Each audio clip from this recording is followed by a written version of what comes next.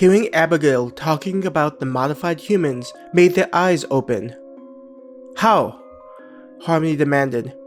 Looking at Grace, her eyes showed a lack of comprehension of the information. Learning that Abigail, walking through some doorway and entering their training area, gave everyone a start, leading to confusion. And confused, Grace agreed with Harmony. Looking at Han, she asked, "I know you mentioned how this place is pumping that stuff called mana, but this place?" Grace wasn't able to articulate her thoughts due to the revelation from Abigail. "It appears like some of the rumors were right," Jimin mumbled to herself. "Rumors?" Han asked, wondering if it had any connections to what his high school teacher, Miss Palmer, had yelled out back in Becky's office.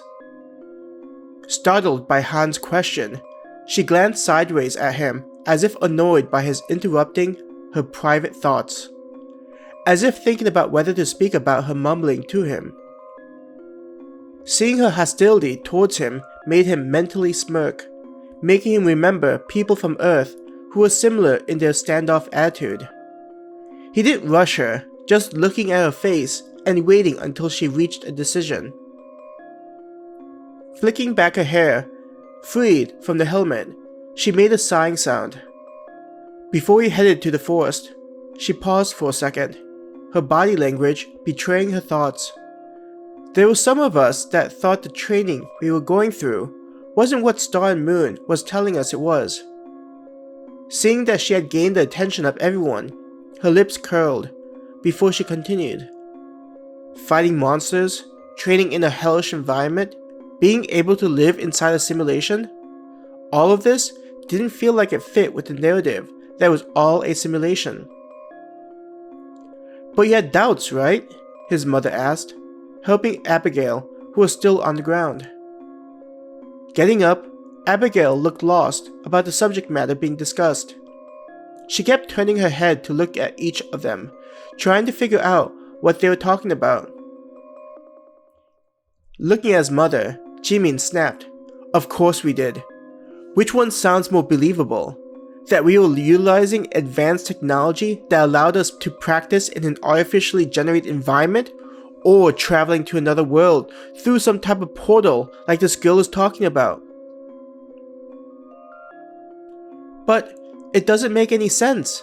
Harmony stepped in, looking like she had a better grip on her emotions. "How can Star and Moon create something that lets us travel to other worlds? How can there even be other worlds?" Harmony was attempting to refute what was being stated by Abigail and Jimin.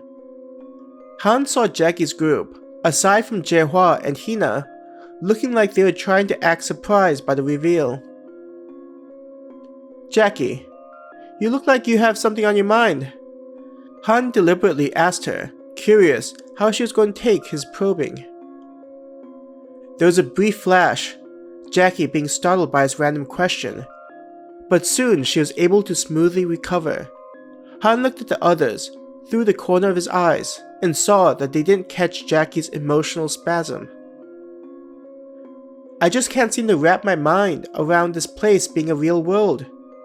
She turned to look at Lulu, Lacey, and Amanda, who shared a similar look. "Abigail, you said you walked into a house and saw a doorway? What made you and your friends decide to enter?" Jackie questioned, her eyes flickering at where Han was standing. Still leaning against Han's mother, Abigail appeared thankful for being included in the conversation. "My friends and I were part of a small community that's been struggling to survive, keeping out of sight from the modified humans and other bands of people." She looked at the ground as if it were a mirror that played back the prior events in her memories. "A bunch of us thought we'd go hunting to bring back food for everyone, especially the children who barely get enough food." Her lips trembled. "We found some wild game and chased it down, soon finding ourselves in an abandoned structure with strange machines, some still humming."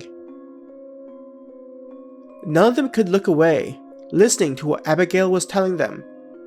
Not only did she reveal something that none of them had realized, but also how there were communities that managed to survive the changing world. They were silent, as if fearful that any sound would wipe the memories from Abigail's mind. Taking a deep breath, Abigail continued. Instead of just going after the game, several of us decided to explore the building. Her voice grew thick. I was one of the people that pushed the others into looking into various rooms, even after seeing the bodies of men and women in white coats lying on the ground. Tears began forming as she looked up at them, a bitter smile and scrunched up face seen. It was the first time we could forget about everything going to crap. She sounded as if she were trying to convince everyone as she waved her hands. Though soon, both dropped, and their shoulders slumped. Jennifer went close to Abigail and laid a supporting hand on the girl, as if to convey empathy over whatever events transpired. Having felt a supportive gesture from Jennifer, Abigail seemed able to continue.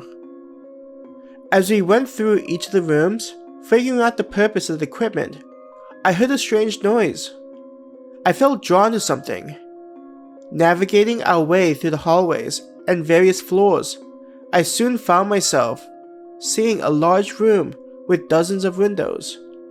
It looked like regular windows, just with a slight tint to it, and when I tried tapping, I couldn't hear any sounds.